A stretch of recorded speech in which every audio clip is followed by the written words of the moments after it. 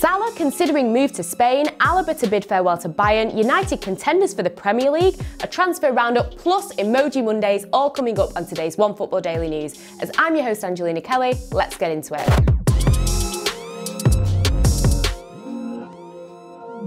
First up, and Mo Salah could be departing Merseyside, not in January, don't worry, but in the summer. Now this comes from an interview that was given by his former teammate and friend Mohamed Aboutrika and an interview that he gave in a Spanish publication. First up at the interview, Salah did say that he wanted to continue winning at Liverpool, but that his future was in Liverpool's hands, whatever that means. He also said that he was really upset and disappointed about the captain's armband situation. Now this was in Liverpool's final group stage game in the Champions League. He expected the captain's armband, he was the most experienced player on the pitch, and it ended up being given to Trent Alexander-Arnold, and he did say that he was disappointed.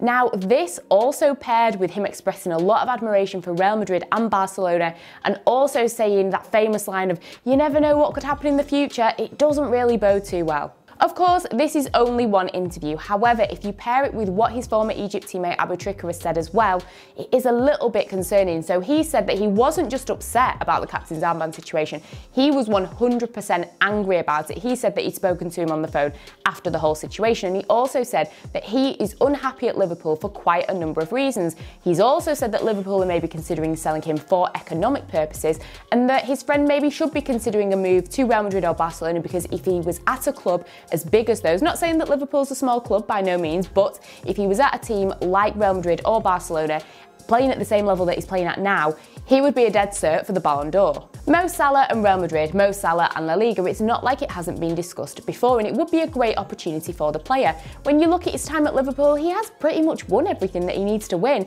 You know, he's got that Champions League trophy, and he was part of such a historic team to win Liverpool that first Premier League title, so who can blame him if he wants a new challenge? I mean, his contract with Liverpool doesn't expire until 2023. I'm not too sure if I can see this one happening just yet, and at the end of the day, he is one of Liverpool's most prized possessions, and if he does want to go, they are not going to let him leave without a fight. Next up, and Bayern Munich are coming to terms with the fact that David Alaba could be set to leave the German club sooner rather than later. Of course, his contract expires in summer 2021, and what this does mean is that from January 1st, he can start negotiations with other clubs. Now, he's not the only player that can start negotiations on January 1st. There are quite a few of them, and actually we've done a video looking at the top 5, and you can click somewhere above my head to check that video out. Bayern's chairman has come out talking about the Alaba situation, stating that the club have done absolutely everything they could do. They did have numerous negotiations and conversations with Alaba and his team, and they wanted an answer by October. Alaba didn't give them an answer, so they reckon that it's only a matter of time before he's going to be talking to new clubs, and there's bound to be some moves for him. The club state that they made Alaba an offer that really shows just how much they value him, but it was rejected, and I think we've all seen this one coming for quite a while. At the end of the day, Alaba is pretty much ticks every single box that he can tick in Germany, and he's won 2 Champions League titles with Bayern, so the move to pastures new is not that surprising. But of course, the question is, where will he go? There are quite a few clubs in the mix. Real Madrid are apparently favourites, but Chelsea, PSG and of course Juventus are also all in the mix. It will be really sad to see Alaba leave the German Bundesliga, but it will also be really exciting to see him face some new challenges in a new league.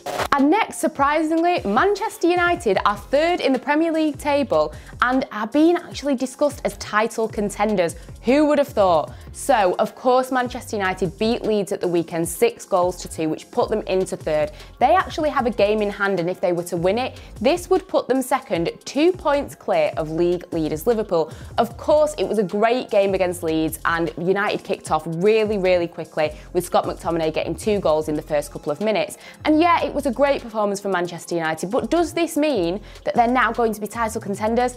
I'm not completely sold. United's form has been rocky to say the least, and whilst I do think that Solskjaer deserves a lot of credit for the game and the fact that the team have managed to pick themselves up after that disappointing run in the Champions League group stage, yeah, that's great, but does that mean that they're going to be challenging for the Premier League title? Not at all. At the end of the day, everyone was talking about Spurs and how they could be challenging for the Premier League title 2 weeks ago. Now, currently at the time of filming, they're in 5th and nobody's really talking about them. It's chopping and changing at the top of the table all the time. I mean, currently, We've got Liverpool, we've got Manchester United, we've got Leicester, we've got Everton in the top 4. Is it going to stay that way? Absolutely not. Even as Solskjaer said in his post-match interview, they're not looking at the table because we're only about 1/3 of the way through the season. Now, normally, if there was no COVID, we would already be coming up to the halfway point. So I can see why people are looking at the table and thinking, it's Christmas time, you know, the fact that Manchester United are up there, they're definitely going to be in the mix. Like Solskjaer said, they're only about 1/3 of the way through, and I don't think that Manchester United are 100% going to be competing for that title. I'm sorry, I'm a United fan and I'm saying it. Now, don't get me wrong, I would love to see Manchester United competing for the Premier League title, but I think people are getting a little bit ahead of themselves. Don't get me wrong, like I say, wins against Sheffield and Leeds, a great confidence boost for Manchester United, and I think the fact that they've managed to do this with Pogba on the bench is probably pleasing quite a few Manchester United fans at the moment, me probably included in that one. But I would just say to United fans, don't get too excited. We've got a busy few weeks of fixtures and everything could change. So yeah, don't get too excited. Well, maybe get a little bit excited, but don't be going overboard, United fans.